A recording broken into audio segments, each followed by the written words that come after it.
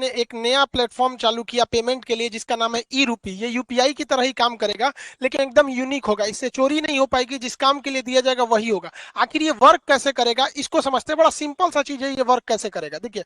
जो ई रूपी आया है वो एक्चुअल में ई रूपी ना होके वो यूपीआई का ही एक एडवांस वर्जन है। देखिए रूपी यूपीआई के आगे ई रूपी कर दिए, अब यूपीआई है वो अलग टॉपिक की चीज हो जाता है। तो देखिए इसका जो शुरुआत हुआ है 2 अगस्त 2021 को हुआ है, और यूपीआई जो था बहुत पहले से चल रहा है, 11 अप्रैल 2016 से ही चल रहा है। इन दोनों को बनाया है हमारी एनपीसीआई ने। ये क्या चीज है एनपीसीआई? इसको होता है national corporation, national payment corporation of India. यही देश में जितना भी पेमेंट होता है, आप ट्रांसफर कैसे भी करते हैं पैसा वगैरह, इसी को ये सारा चीज कंट्रोल करता है। इसे कहते हैं, इसी के अंडर सब आते हैं, इसलिए इसे अम्ब्रेला कहते हैं, मतलब इसी के छतरी के अंदर सब आते हैं एनपीसीआई के अंतर्गत। अब ये कैसे काम कर रहा है समझिए ध्यान से इसको। ये है, इसमें मैसेज या क्यूआर कोड द्वारा आपको एक स्पेसिफिक कोई भी सुविधा भेजनी होगी तो ये क्यूआर कोड द्वारा आएगा। क्यूआर का फुल फॉर्म क्या होता है? Quick response. ये बड़ी तेज रिस्पॉन्स करता है, कहीं पेमेंट कटाना है क्विक रिस्पॉन्स तुरंत ये काट देता है। अब किसी के पास ही छोटका मोबाइल हुआ है ये वाला, अब इसमें क्यूआर कोड आएगा नहीं तो इसमें एसएमएस जाएगा, शॉर्ट मैसेज सर्विस। ये एसएमएस के थ्रू आपको एक कोड मिल जाएगा, वो कोड जिसको दीजिएगा उतने बदले आपको वो सुविधा दे देगा। तो ये आता कैसे, अब ये कैसे काम करेगा इसको ध्यान से समझते हैं। जैसे अगर सरकार किसी को कंबल देना चाहती है तो सरकार के पास पहले यही दो ही रास्ते थे, या तो उसको कंबल दे या तो उसको पैसे दे। बीच में से पूरा कंबलों गायब हो जाता था, पैसों गायब हो जाता था। किताब देना चाहती है तो भाई कोई भी चीज, या कपड़ा देना चाहता है, खाना देना चाहती है, तो सरकार के पास यही रास्ते हैं। अगर सरकार खाना देगी तो दो कई तरह से घोटाला, लोग खाने का पैसा मार जाएंगे या खाने की क्वालिटी गिरा देंगे। अभी सरकार ने कहा था मास्क बांटने के लिए 20 रुपया की जगह पे 2 रुपया वाला मास्क बांट दिया था, 50 रुपया मास्क बोला था तो 2 रुपया वाला बांट दिया था। अलग अलग चीज में सरकार पहले देना कुछ चाहती है, वहां तक पहुंच नहीं पाता है, तो इसको ये पूरी तरह से खत्म कर देगा। क्योंकि ये स्पेसिफिक जिस पर्पज के लिए दिया जाएगा आप वही काम यूज ही कर सकते हैं, और जिसे दिया जाएगा वही यूज कर पाएगा। कैसे करेगा इसको समझिए।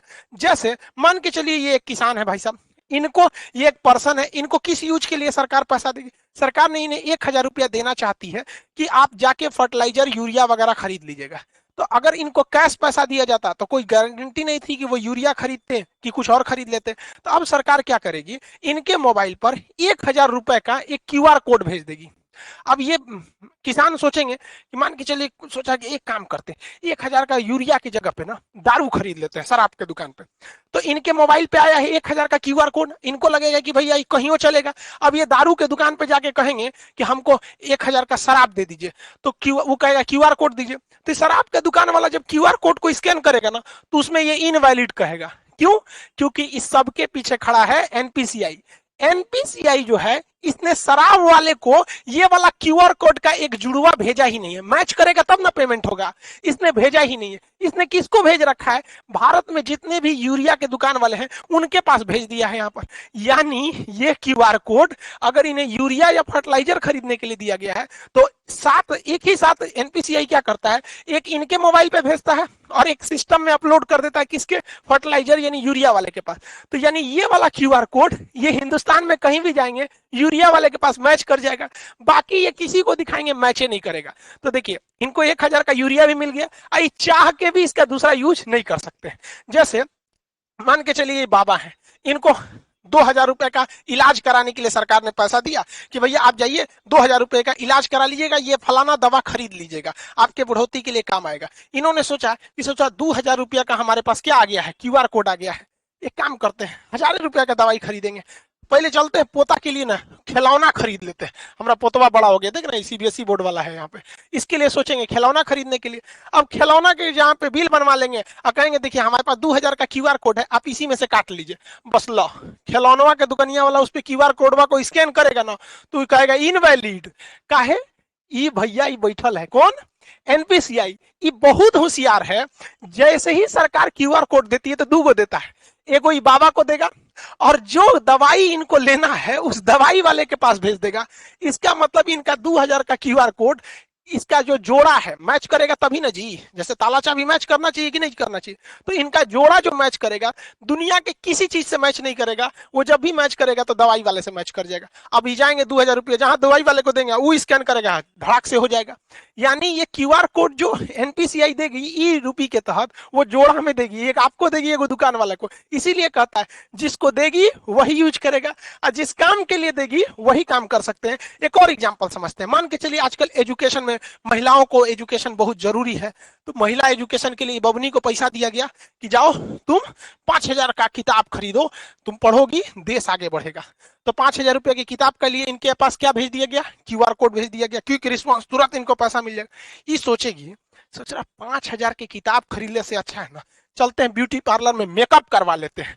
मेकअप में बहुत पैसा लगता है, कुछ कुछ कुछ कुछ पोत देती हैं सब, एगो झाड़ू रख ले रहती है छोट साइज का, आई अखिया उठा देती हैं, ऐसे छज्जा जैसे बना देती हैं सब। तो मान के चलिए मेकअप करा लेगी। अब मेकअप करेला के बाद कहेगी देखिए हमको मोदी जी ना 5,000 रुपया का क्यूआर कोड दिए, आपको पैसा चाहिए था, लीजिए स्कैन कीजिए। तो निकालेगी स्कैन करने के लिए, ब्यूटी पार्लर वाला कहेगा नॉट मैच, जा एक और तो मेकअप हो गया, अब मैच ना करेगा। काहे काहे कि जो एनपीसीआई है ना, इसने क्या किया है कि 5,000 रुपया का क्यूआर कोड एकरा मोबाइल में तो भेजबे किया है, साथ ही साथ जिस किताब के लिए भेजा गया है वो किताब कहां कहां बेचती है, जहां जहां वो किताब बिकती है उस दुकानदार के पास भी है वहां पर, तो वही किताब ये वाले में मैच करेगा। समझ में आ गया कि नहीं आ गया? दूसरा कोनो चीज में मैच नहीं कर सकता है, ये फायदा है। इसीलिए इसे कहा जाता है कि स्पेसिफिक पर्सन ही यूज कर सकता है और उसी काम के लिए यूज कर सकते हैं जिसके लिए इसे भेजा गया है। ये क्यूआर कोड जो है ई रूपी का, ये बनेगा कैसे? अब देखिए कैसे बनेगा, उसमें बैंक बनाएंगे सब, बैंकों की जिम्मेदारी है। अभी शुरुआत में कुछ बैंक है जैसे एसबीआई, एचडीएफसी वगैरह वगैरह, धीरे धीरे सारे बैंकों को इससे जोड़ दिया जाएगा। बैंक के पास ही ये अधिकार होगा ये प्रीपेड सर्विस देने के लिए। जैसे मान के चलिए बहुत सारी कंपनी है, डेल कंपनी है, अमेरिका की डेल कंपनी या कोई कंपनी है, वो चाहती है अपने किसी वर्कर को मुंबई भेजी है काम से कि अब मुंबई में उसको रहने के लिए बढ़िया होटल चाहिए, तो उसने वर्कर को दिया कि लो भैया 20,000 रुपया तुम ताज होटल में रह जाना, क्योंकि मेरी कंपनी का नाम होगा, ताज होटल में रहोगे तो। लेकिन वर्कर सोचेगा ताज होटल में ना रह के कोनो और होटल में रखते तो पैसा बचा लेंगे, तो कंपनी को लॉस लगा कि नहीं लगा? तो अब कंपनियां क्या करेंगी, धीरे धीरे जब ये एडवांस होगा तो वो क्या करेगा, डेल कंपनी किसी बैंक को कहेगा कि हमको 20,000 रुपया का ताज होटल का एगो कूपन दे दीजिए, क्यूआर कोड दे दीजिए। तो ये 20,000 का देगा तो कुछ अपना चार्ज भी लेगा, 20,000 का देगा तो। अब बताइए ये आदमी जो कंपनी थी या सरकार थी उसने कूपन बनाने को दिया, तो ये बैंक किसको रिक्वेस्ट भेजेगा, एनपीसीआई को। ये 1 सेकंड के अंदर अंदर इसको कोड बना के दे देगा। एनपीसीआई 3 गो कोड बनाएगा। पहला एगो रखेगा अपने पास कि बाई दी में कोई विवाद हो गया तो हम मैच कर लेंगे, एगो उस वर्कर बाकी बैंक को दे देगा। तो बैंक किसको देगा, एगो वर्कर को कि हाँ भैया ले जाइए आप ताज होटल में रुकिएगा। एगो स्कैन करने के लिए कहां चल जाएगा, ताज होटल के पास। अब लो तुम ओबराय होटल में लगाओगे, किसी और होटल में लगाओगे, वो सुनबे नहीं करेगा। क्यों? क्योंकि एक जोड़ा उस कर्मचारी के कहां पे था, वाउचर में दिया गया था मोबाइल में स्कैन करने के लिए। एगो किसके पास था, ताज होटल के पास, और एगो किसके पास है, एनपीसीआई के पास। कि बाद में कोई विवाद हो जाए कि ना मैच नहीं कर रहा है और कंपनी का ना ताजे होटल का ही है, मैच क्या नहीं करेगा, तो ये सुलझा सके।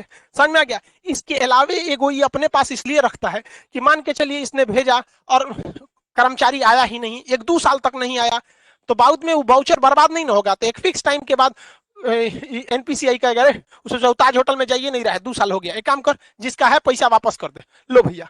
तो इतना वेल डिसिप्लिन हो जाएगा ये चीज जिसका कोई हद नहीं। अब सरकार, पहले याद कीजिए, पहले राजीव गांधी जब प्रधानमंत्री हुआ करते थे उस समय की बात है, वो कहते थे 100 रुपया भेजती है सरकार तो 55 रुपया पहुंचता है। अब बताओ भाई, अब तो इसमें टेक्नोलॉजी का है, 100 रुपया भेजेगी सरकार तो 100 रुपया पहुंचेगा, और जो ने चीज खाती भेजेगी वही चीज में पहुंचेगा, क्योंकि उसका जोड़ा 3-3 को बनाया है। एगो एनपीसीआई रखा है, एक जिसके लिए आपको भेजा है, दूसरा जहां स्कैन करेंगे वहां पे। अब जैसे मान के चलिए किसी को, अब अपने इतना तो समझ ही गए, अभी सरकार ने कुछ कुछ मंत्रालय को इसमें किया है, आगे जाके सारी चीजों को इसी से जोड़ दिया जाएगा, वही काम ही आ सकता है। कई ऐसे डिपार्टमेंट है सरकार के जहां सरकार देती है पेट्रोल भरवाने का पैसा कि लीजिए फलाना अधिकारी हैं आप, पेट्रोल भरवा लीजिएगा 10,000 का और दौरा कीजिए गांव गांव में, विकास हो रहा है कि नहीं। तो सर अधिकारी क्या करते थे सब, घर में सुतते थे सर, अब पेट्रोलों का पैसा बेच देते थे सर। अब सरकार ई ना करेगी, अब सरकार उनको 10,000 रुपया का पेट्रोल ना देगी, 10,000 रुपया का क्यूआर कोड देगी। लो बउआ तू 10,000 का क्यूआर कोड लो, और भारत के पेट्रोल पंप को भी वो क्यूआर कोड सेम दे देगी कि हमारा अधिकारी जहां आएगा पेट्रोल भरवाएगा, क्यूआर कोड दिखाए दे देना। अब अगर वो घरे में बैठल है, कैश पैसा आना नहीं है, टाइम के अंदर खत्म नहीं होगा, तो एनपीसीआई वापस पैसा सरकार को भेज देगा। अब लो, तो इसीलिए इसे कहा जाता है कि स्पेसिफिक पर्पज के लिए ही स्पेसिफिक इंसान ही यूज कर पाएगा। तो ये पूरा खेल चल रहा है एनपीसीआई के अंडर में, वो काफी मैच कर रहा है इसको। इसके और भी बहुत सारे फायदे हैं। पहला कि इसके लिए किसी भी तरह के नेट की जरूरत नहीं है, आपको जरूरत नहीं है, जो पैसा काटेगा उसको जरूरत है। अब मेरे पास क्यूआर कोड आ गया है, तो हमको क्या जरूरत है नेट कोड का, जो पैसा काटना है जो दुकानदार है उसके पास रहना चाहिए, पर्सन के पास नहीं रहना चाहिए। इसके लिए किसी एप्लीकेशन की जरूरत नहीं है। पहले आप पेमेंट पैसा देते थे यूपीआई के थ्रू या किसी के थ्रू, तो आपको कोई ना कोई, चाहे गूगल पे रखिए, पेटीएम रखिए, भीम रखिए, फोन पे रखिए, अब बड़ी ज्यादा था ससुरा पेमेंट ऐप, तो कोई ना कोई एप्लीकेशन की जरूरत है। ऐसा कोई अभी एप्लीकेशन की जरूरत नहीं है, आपके मोबाइल पे क्यूआर कोड आ जाएगा, रजिस्टर मोबाइल। दूसरा, इसमें किसी भी तरह के रजिस्ट्रेशन की जरूरत नहीं है। अभी क्या है, कोई मोबाइल से करना चाहता है तो फोन पे डाउनलोड कर लेगा, ले ससुरा केवाईसी नहीं है, रजिस्ट्रेशन नहीं है, 20 गो झमेला है, इसमें कोई रजिस्ट्रेशन की जरूरत, कोई लिमिट भी नहीं है, कितना का क्यूआर कोड बनाना है कितना, कोई दिक्कत नहीं है। अभी ये शुरुआती फेज में, आने वाले 4-5 साल बाद ये बहुत ही ज्यादा बढ़ जाएगा। एक वक्त था, आज से 10 साल पहले लोग एटीएम यूज करने नहीं जाते थे। एगो बैंक का एटीएम था, सोचा कौन बैंक का था, आईसीआईसीआई का था कि एचडीएफसी का, उसमें हम आज से 10-12 साल पहले एटीएम का कड़वा लगाए थे, तो अंदर लेके चल गया था, धक धक करने लगा था, सोचा हमारा कड़वा अंदर ले गया, देगा कि नहीं देगा। लेकिन आज देखिए एटीएम कितना फेमिलियर हो चुका है, तो धीरे धीरे ये भी काफी फेमिलियर हो जाएगा। अब आप समझ गए कि ये स्पेसिफिक काम में ही इसे यूज किया जा सकता है। आने वाले वक्त में सारे लोग अब ऐसे ही करेंगे।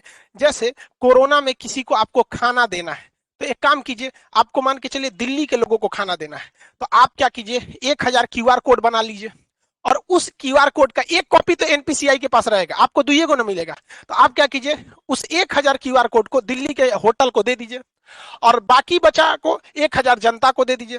तो वो क्यूआर कोड कहां जाएगा, होटल में, खइबे करेंगे, बाकी तो पैसा मिलेगा नहीं। तो जिस काम में जाएंगे अब पैसा वहीं यूज होगा।